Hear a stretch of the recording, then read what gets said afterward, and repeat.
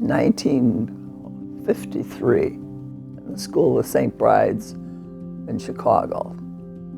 I had fourth grade. 57 children came into that class. I've learned from every kid. What I do believe that teachers teach children, but children teach teachers. A child will respond to you in some way, and it's richer than anything you would ever be able to believe. They see through all the nonsense of life, and they go right to the nucleus and say it out loud. Sometimes they get punished for saying it, but right on the button. And I love that about them, you know. I had a lot of fun with kids. One little boy, I was a principal now. This little boy came into me, and I was the principal, and he said, my teacher, she's always yelling at me, and he went on, and he was crying. And I said, well, I had a public address system right there, big microphone. I said, honey, stay here. I'm going to turn on the microphone just in your classroom, and you can tell that teacher what you want to tell her. So he did it.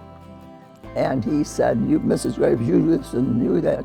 Tell everything wrong that she's done to him. And when he was finished, he felt like he really, and he said, do I have to go back to class? And I said, yes. I had turned off that room, so she didn't hear anything. So he went back to class. And then later, quite a few years later, he was coming down the hall. He was probably ready to graduate. And he said to me, did she hear what I said? That was in his mind all those years. I said, not a word. I had shut off the room. He just kind of shook his head and thought, oh, sure. But it helped him. I think in the work of education, if you can find out what helps them.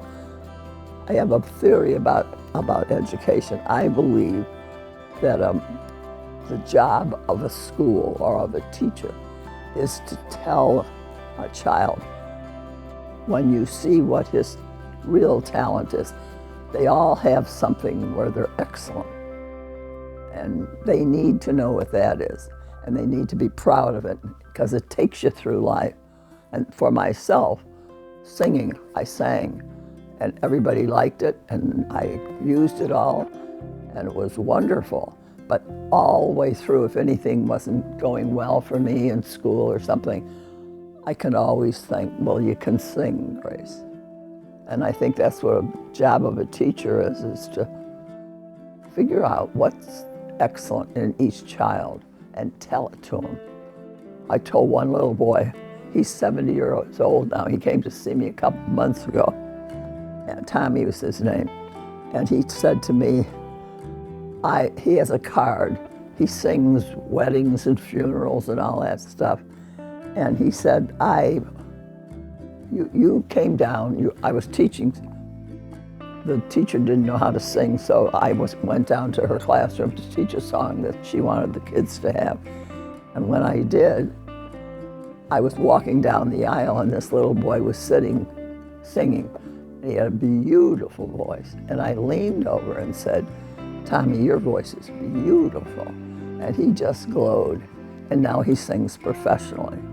You have to point those things out, and I had a chance to do that often. Well, I don't know how it happened. I think when you see how discouraged children get, how anybody gets, if you think nothing that I do is right, is good, that's horrible, then you can't move on.